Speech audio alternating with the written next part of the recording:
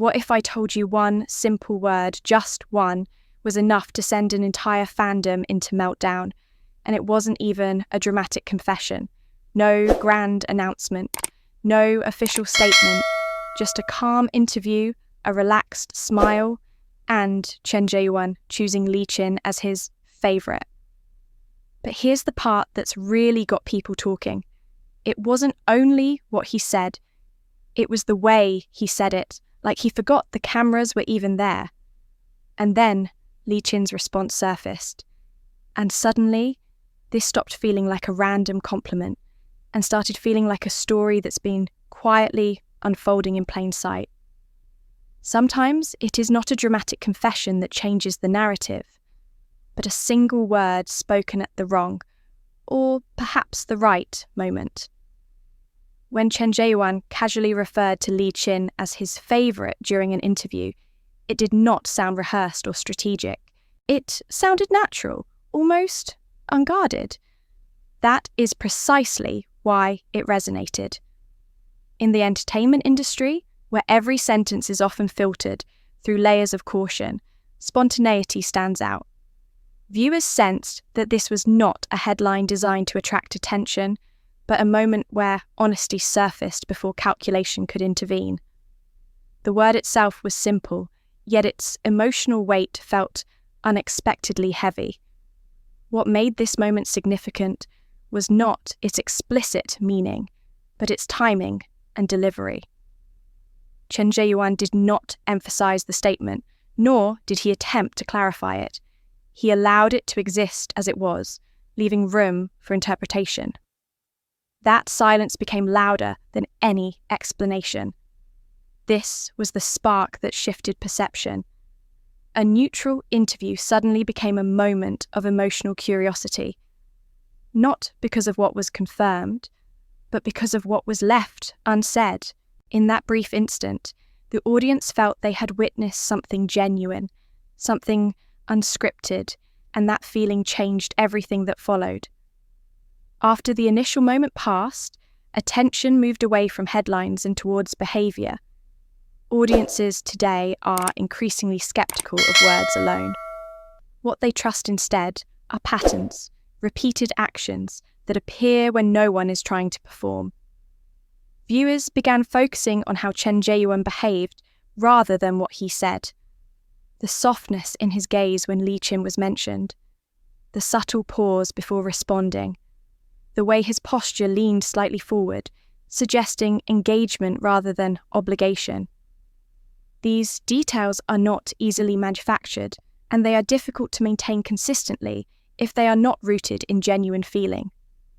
Behaviour tells a story that language often tries to hide. In this case, the story felt calm rather than intense, attentive rather than dramatic. That distinction mattered. It framed the connection as something mature and steady, not impulsive or exaggerated.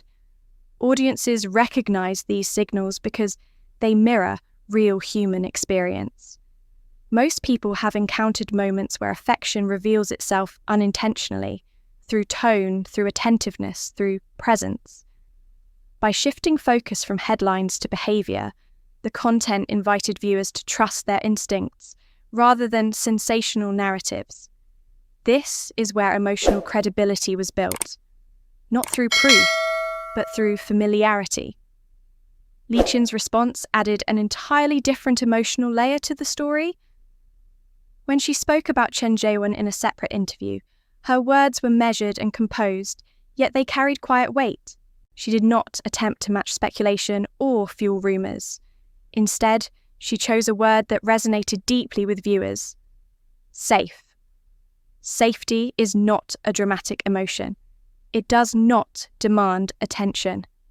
Yet, it is one of the most meaningful forms of trust, especially in high-pressure environments. For Li Qin to express this feeling suggested emotional comfort rather than surface-level rapport. What moved audiences was not the statement itself, but the way it was delivered. Her expression appeared relaxed, unforced, and sincere. There was no tension, no performance. It felt like someone recalling a genuine experience rather than constructing a public response. This moment grounded the narrative. It shifted the focus away from speculation and towards emotional reality. Viewers did not interpret her words as confirmation of anything romantic, but as evidence of mutual respect and emotional steadiness. In a landscape often dominated by intensity, this calm sincerity stood out. It softened the story and made it feel human. Once a new context enters a story, the past begins to change. Viewers revisited old clips with fresh eyes, not to uncover secrets, but to reassess meaning. Moments that once felt ordinary suddenly appeared layered. A shared glance no longer seemed accidental. A brief smile felt more intentional. A small act of care, adjusting a microphone, standing slightly closer, took on emotional significance. These actions had not changed, but the lens through which they were viewed had. This phenomenon is deeply human. We reinterpret memories all the time when new understanding emerges. The content tapped into that instinct, encouraging reflection rather than accusation. What made this process compelling was its subtlety. Nothing in the footage demanded interpretation. Instead, viewers were invited to notice patterns and decide for themselves. That autonomy strengthened emotional engagement. Rather than rewriting history aggressively, the story allowed history to breathe. It respected ambiguity while acknowledging emotional continuity. This balance prevented the narrative from feeling forced and preserved its credibility. In doing so, the content transformed passive viewing into active reflection. To keep the narrative alive, it is essential to move beyond repetition and explore new dimensions of connection. One such angle is emotional rhythm, the way two people naturally synchronize without effort. This includes shared pacing in conversation, mirrored body language, and unspoken understanding during public appearances. Another fresh perspective is the concept of quiet support. Instead of focusing on overt gestures, attention shifts to restraint, how someone listens rather than interrupts, how they create space rather than demand attention. These behaviours often signal deeper respect than grand displays. A further angle lies in transitions, how they move between moments.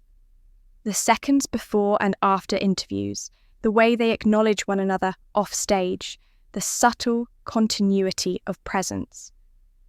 These transitional moments are rarely staged, making them emotionally credible.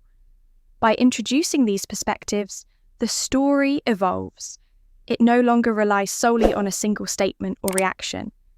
Instead, it becomes a broader exploration of connection, compatibility, and emotional intelligence. This freshness prevents fatigue and keeps viewers emotionally invested. If you enjoyed this style of storytelling, warm, respectful, and focused on the details that viewers actually notice, please subscribe to LVT-SHOWBIZ. It genuinely helps the channel grow and allows me to bring you more carefully curated entertainment stories. Thank you for watching and for supporting content that stays positive, thoughtful, and safe for everyone.